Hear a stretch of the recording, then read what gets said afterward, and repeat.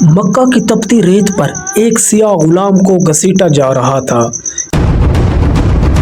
اس کے سینے پر پتھر رکھا گیا اور اسے کہا گیا محمد کا انکار کر، لیکن اس کی زبان پر صرف ایک ہی لفظ تھا کہ اللہ ایک ہے، اللہ ایک ہے۔ یہ وہ لمحہ تھا جب زمین پر ظلم چیخ رہا تھا مگر آسمان سے ایمان مسکرا رہا تھا۔ یہ غلام تھا بلال بن رباح، اور یہی غلام اسلام کا پہلا معزز بننے والا تھا، جس نے سب سے پہلے اذان دی۔ حضرت بلال کا تعلق حبشہ یعنی ایتھوپیا سے تھا۔ وہ امیہ بن خلف کے غلام تھے جو مکہ کے ظالم سرداروں میں سے ایک تھے۔ بلال کا رنگ تو کالا تھا مگر ان کا ایمان نور سے بھرپور تھا۔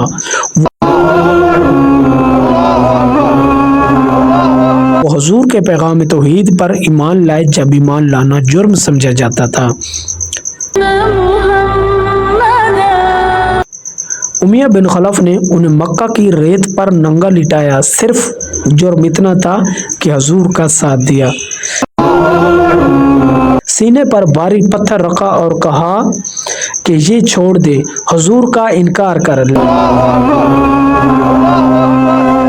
لیکن بلال نے کہا کہ اللہ ایک ہے۔ ان کا جسم زخمی تھا مگر روح مطمئن تھی۔ یہ وہ آواز تھی جس نے فرشتوں کو بھی جھنجھوڑا۔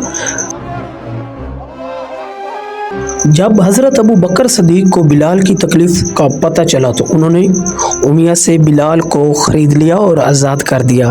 یہ وہ لمحہ تھا جب ایک غلام نہیں ایمان کا ہیرو آزاد ہوا تھا۔ جب مدینہ میں مسجد نبوی بنی تو رسول صلی اللہ علیہ وآلہ وسلم نے فرمایا بلال تمہاری آواز جنت میں سنی جاتی ہے، تم ہی اذان دو۔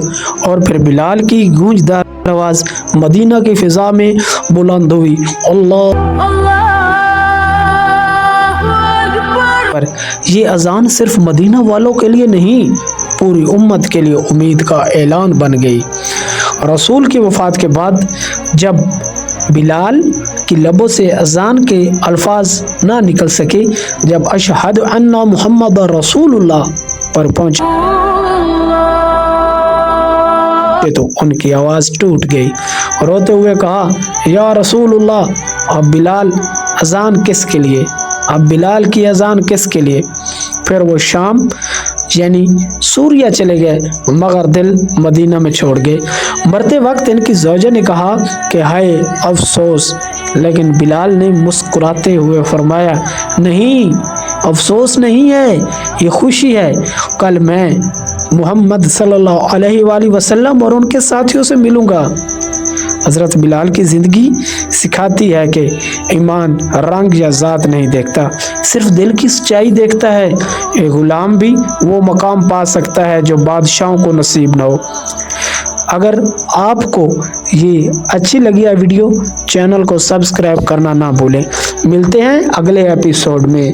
چینل کو سبسکرائب کر لیں تاکہ ہم آپس میں جڑے رہیں۔ خدا حافظ، دعاؤں میں یاد رکھیں۔